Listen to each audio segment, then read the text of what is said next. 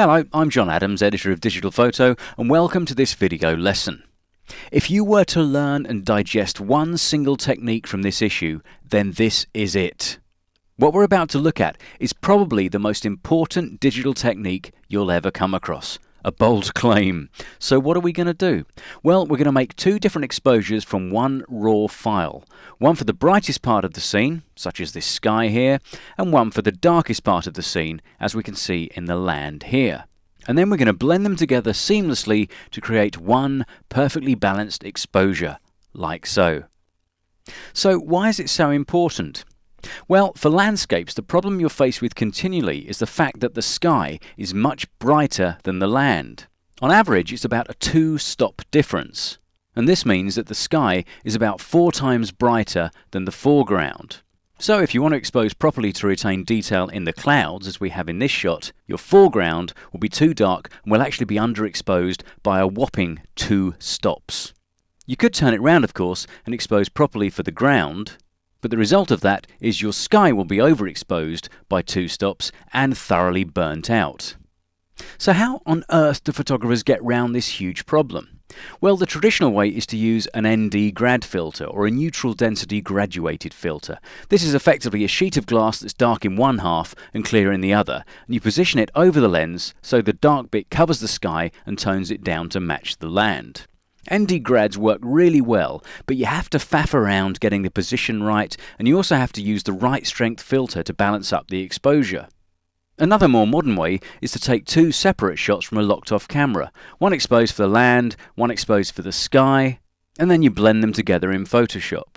The only downside of this is that you have to use a tripod, as the 2 pics have got to line up exactly, and you have to spend a bit of time measuring the brightness so you get the 2 separate exposures spot on. Better than either of these methods is what we're about to show you. You shoot one single picture in RAW format and then create 2 exposures, one for the sky and one for the land, from that file when the RAW is converted. You then blend these 2 exposures together using layers in either Photoshop or Elements, and then do your regular retouching to get the final finished result. It's absolutely brilliant because you've got complete control of everything at every stage, so you can really work the image to get the best possible finish. Right, let's see how it's all done. Okay, the first thing we need to do is open up idwal.dng from the CD, open that up into Photoshop or indeed into Elements, and it'll launch the Adobe Camera RAW converter. You'll get something like this on screen, and what we need to do is make some adjustments to get the RAW looking good for our first conversion. And what we're looking for in this first one is a good sky. So that's all we need to focus on. We don't need to worry too much about the foreground at all. Doesn't matter what that's doing. We're just interested in getting a good looking sky.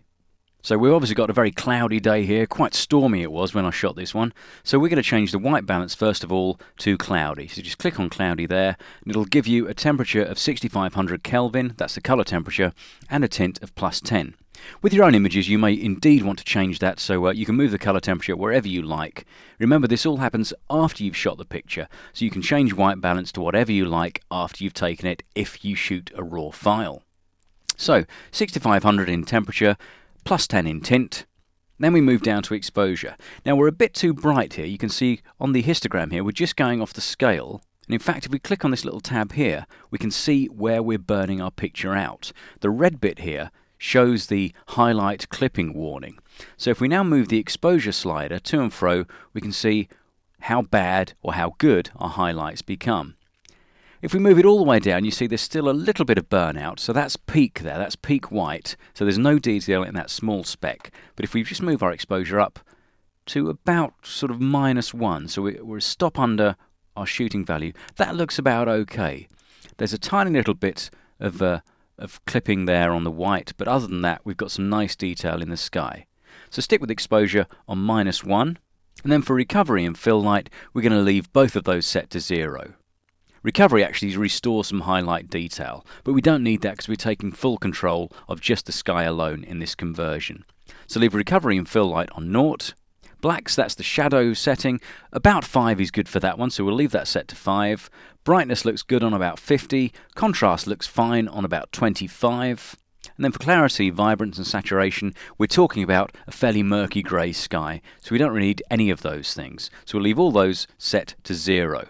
Now you can see that the foreground looks terrible, it's almost black, it's so underexposed, it's not good at all. But don't worry about it, we're just looking at the sky. So once you've got to this stage, click on Open Image, and the image will launch into the normal Photoshop or Elements window. It looks terrible, but the sky looks good. Now if you're using Elements or an older version of Photoshop, something before Photoshop CS3, then you need to save the file at this stage. So we just pop up to File, go to Save As, and we'll call it Idwal Sky, and we'll make it a PSD file, a Photoshop native document. Okay, click Save on that one, and then once it's saved, we just go back to File, Open, and we're going to open that same DNG file, the same RAW file, again. So open that up, and again we'll get the Camera Raw window launching. It'll save all the settings from the last time, so we'll get exactly the same image up, but here's where we're going to make our second conversion, and this time, of course, we're going to concentrate on the foreground. Now we don't need to mess about too much with the temperature and tint, we'll leave those the same, it's still a cloudy day, nothing's changed in terms of the weather, but exposure is where we do need to make a difference. Now if we move our exposure slider, we can crank that up, we're going to go all the way up to, I'm just looking at the foreground, I think we can take a full 2 stops. So we've actually created a 3-stop difference between the sky and the foreground. Don't worry about this red area here. I'll just switch that off actually, the highlight clipping warning. You don't need to worry about it at all because we've done our sky. That's in the bag, that's safe. So all we need to worry about is this foreground area. So we're 2 stops over the norm now, and that's our main work done. Recovery and fill light, we're going to leave those. We're going to leave blacks as well, because that looks pretty good. You can see on the shadow clipping warning, we've got a little bit of black coming through. This is where the detail has actually gone, but that looks about right. They're the darkest areas of the scene, so they're fine, left at 5 on the black slider. Brightness and contrast look pretty good, 50 and 25 are the settings for those. For the last 3, clarity, vibrance and saturation, I think I might just tweak those a touch, because we've got some more colour in here. So we're just going to move vibrance up a little bit. Vibrance, of course, controls the non-saturated colours, and maybe take that up to about 19 looks quite reasonable there. Saturation will bring up a touch as well. That's too much there, probably just a little bit.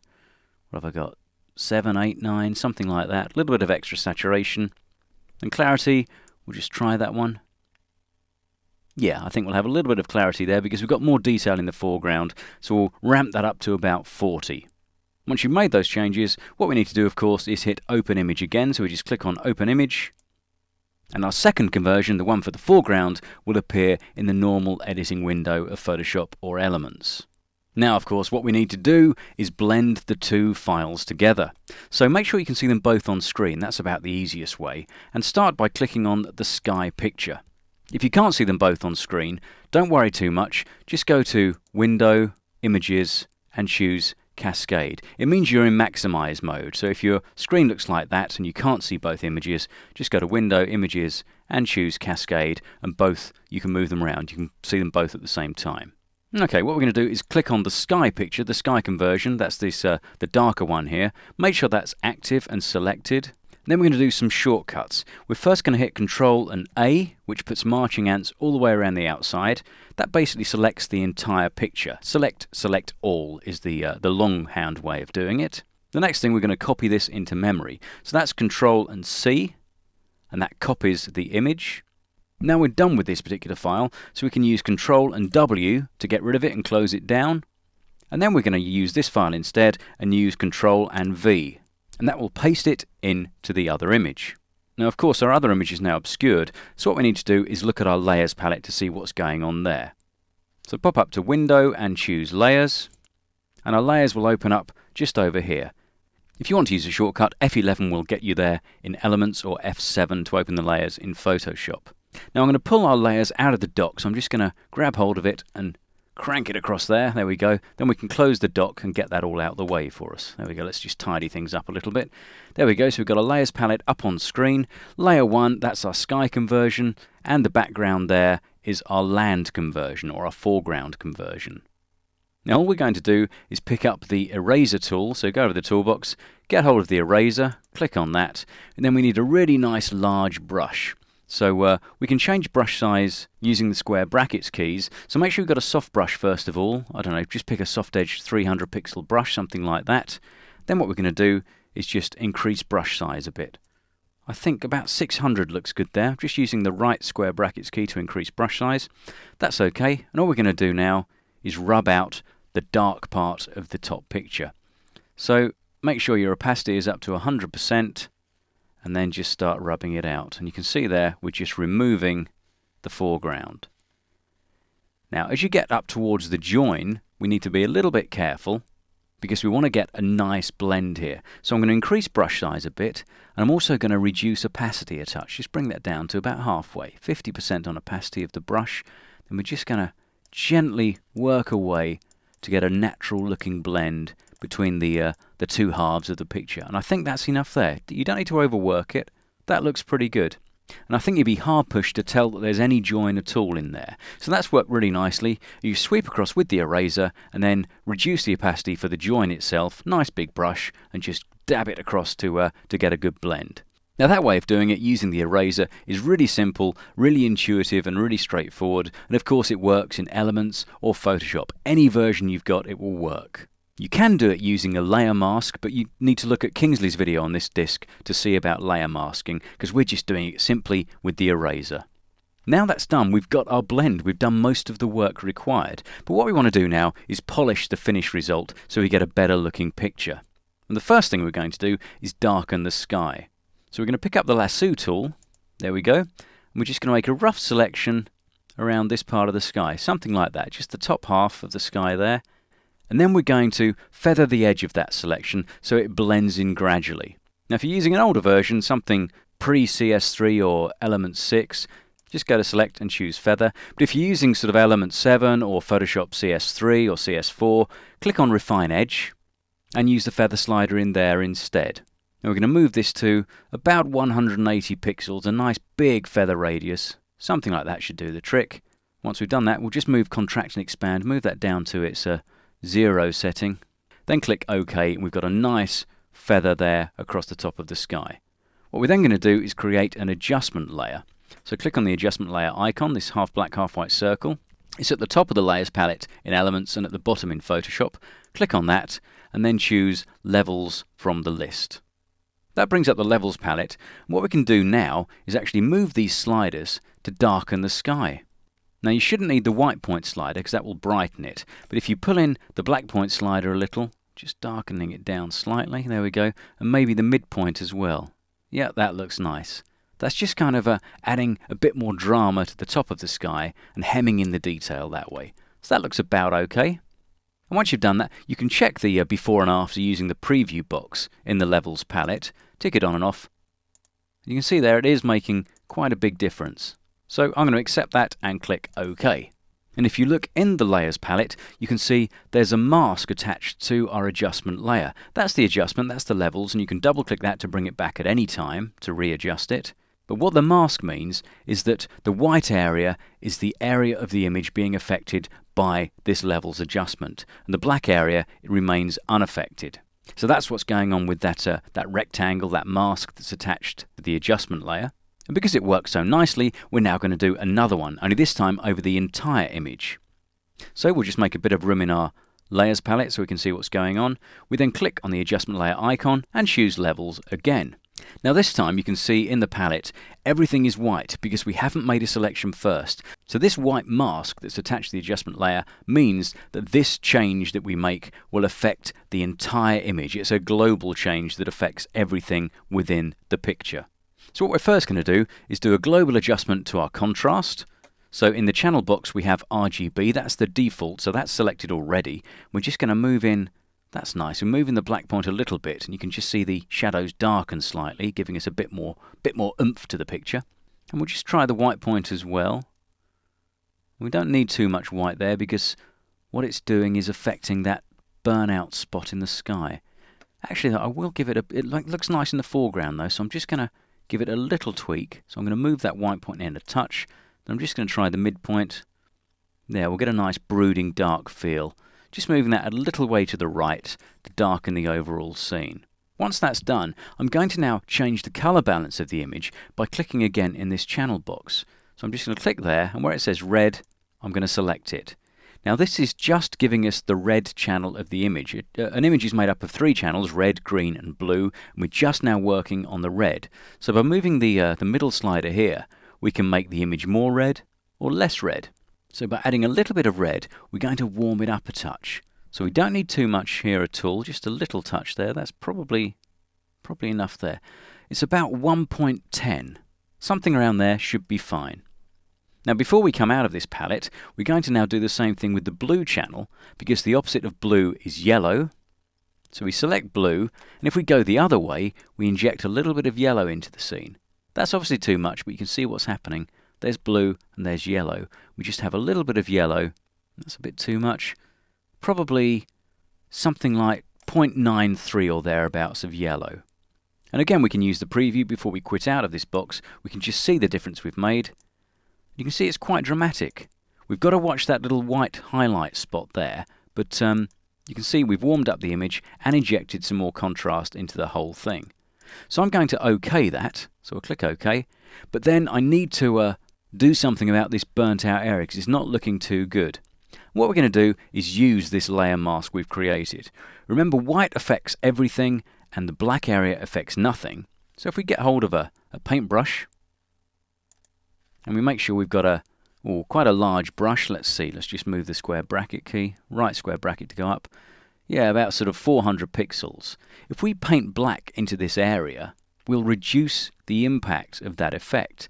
So we'll set an opacity, quite a low opacity of 30% there, and we're just going to paint a bit of black into the mask. You can see there it's actually toning down the effect we've given. And there's the black in the area, and it's actually reduce the impact that change has had. If you want to see how it was before, all we need to do is paint white into that area, because we can swap around as much as we like with layer masks. We can paint it back. You see that gives us the that restores the burnout. Let's just move that opacity up to 100 to do it quickly. There's the burnt out area, not looking too good, but then we swap to black and we can paint it in, and it restores the detail in that part of the sky. So now that's done, all we need to do is do a little bit of selective contrast work in a few areas, some dodging and burning, just to really polish up the entire image. So to start our dodging and burning process, we're first of all going to flatten the image. So we pop up to Layer and choose Flatten Image. And that crunches all of the work we've done into one single layer. Now we're going to copy this layer so we can keep track of our dodging and burning work. And a quick way to copy is just hold down Control and hit J. That makes a direct copy of the background in layer 1. Now I'm going to do some dodging first, so I'm just going to double click where it says layer 1 and I'm going to rename this layer Dodge. And then what we're going to do is select our dodge tool, that's down here. Make sure it's set to dodge, you've got dodge and burn there. Then up in the options bar at the top, make sure range is set to highlights. You've got 3 choices there, shadows, midtones, highlights. Make sure that's set to highlights and make sure exposure is set to no more than 5%. Something around 4% is absolutely fine. Use a large brush. We're just going to work on this foreground rock area, and that just gradually brightens up the highlights. And we'll go into this bit as well. Just a touch of dodging. There we go. A little bit in this rock, and then these background cliffs, just a touch in there. And it just brightens up the highlights in those areas, gives everything a bit more punch. We'll be careful here, we'll just run a little bit along those clouds just to bring those out as well. I think that's probably about enough. Now we made that copy layer so we can actually switch that on and off. You can see there, we didn't see the difference much when we were doing it, but when you actually try the before and after, it's quite dramatic. And that's precisely why we've got that separate layer, so we can actually measure our dodging and keep track of it. Once you're happy with your dodging and everything's done to your liking, what we're going to do is do some burning. We're going to do the same thing again. We're just going to make sure that dodge layer is selected, then we're going to hit Control and J to copy it. And of course this is the layer we're going to do our burning on, so we'll just select that and call it Burn. There we go. Now we'll do the same thing, only this time we'll use the Burn tool. So we select that from the toolbox. Now instead of range being set to highlights, we're going to set it to shadows. Exposure again, we're going to make sure that's really low, about 4% is fine. So with the Burn tool, we've got range set to shadows and exposure set to 4%. Now we need a large brush again.